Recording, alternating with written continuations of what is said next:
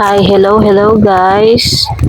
Tayo po pala ay magtitinda na at maghahanap buhay para sa ating mga anak. At ngayon po ay palabas na ako ng Kabugan Street. Kasi kaya tinawag na Kabugan Street ito kasi marami daw doon panikit. Ayan po, nakasakay na ako sa aming service papuntang tindahan guys. At ang nagmamaniho po ay ang aking gwapong asawa. Ayan po, at kami ay nag-aalar na. Ayan po ang aming nilalakbay na mahabang highway buong Tapon.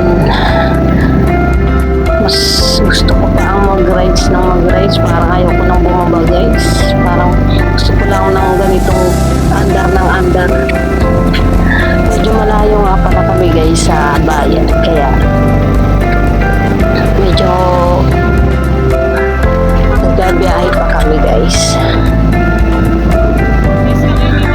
Ayan guys, at malawak ang aming pupuntahan.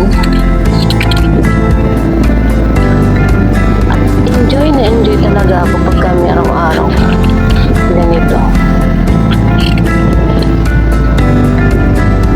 Ay, pista nga pala dito sa Moreno, kaya marami tao guys. Ayan po, nag-traffic na po siya kasi pista. May mga bisita ang mga people. At syempre ang aking asawa ay nagmamaneho ng ayos para kami hindi madisgrasya guys. Ayan po, at ako'y nag-i-enjoy na backride at pasalpe-salpe lang guys ang inyong lingkod. Medyo ang layo ng aming pinupuntahan guys, pero nakapagtsaga namin kasi kailangan. Pero na-enjoy ko rin naman ang aming pagra-rides guys, kasi para na rin akong nagra-rides. Ayun na po guys, at malapit na kami sa aming pupuntahan guys. Ito namang kasunod na ay ang Mabini Colleges. Ito ay school ng college na private. Napakalaking building niya guys, ang college yan. Ang pinakamalaking college dito sa Daet Camarines Norte, pero private siya guys. Medyo may kamahalan ng kanilang operation guys. At ayan na nga po, at kami malapit-lapit na sa aming pupuntahan at kami magpipisto na upang maubos ang aming paninda guys. Ayan guys, ang sarap-sarap talaga mo guys mag-rides. Dapat dito lang kami na aking asawa. Rides lang. Parang ayaw ko nang bumaba, ganito lang kami. Ayan guys, malapit-lapit na kami guys. Ayan ang Jollibee at mag-Jollibee kami.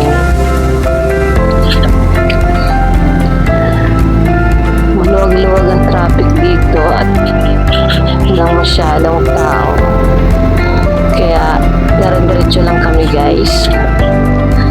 Malawak nga pala ang Daet Camarines Norte guys, hindi ninyo alam. Ito ay bayan ng Norte. Ayan guys, kami tatawid na guys sa aming pupuntahan. Kami mag-Jollibee muna guys.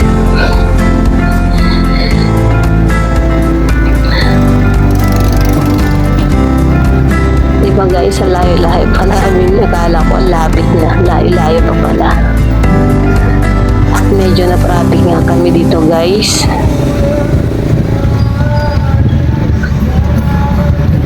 Buti na ang aking asawa ay magaling mag-drive at kami hindi nabubunggo guys. Sa loob ng maraming taon ay hindi pa naman kami nadidisgrasya dito guys. Ayan guys, at medyo malapit-lapit na kami guys sa aming pwesto. kami ay maghahanda na ng aming paninda, guys. Ayan na po, at kami ay bababa na ng aking asawa. Medyo marami-raming tao kasi nagbabakala na ng mga gamit sa tindahan. Ayan guys, at may customer na nga pala ako, guys.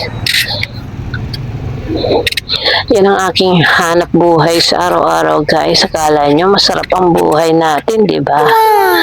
Kahit lang pag may time. Ayun na nga po, at may customer pa ako. Araw-araw sipag lang, hayaan mo silang sa'yo'y humahad lang.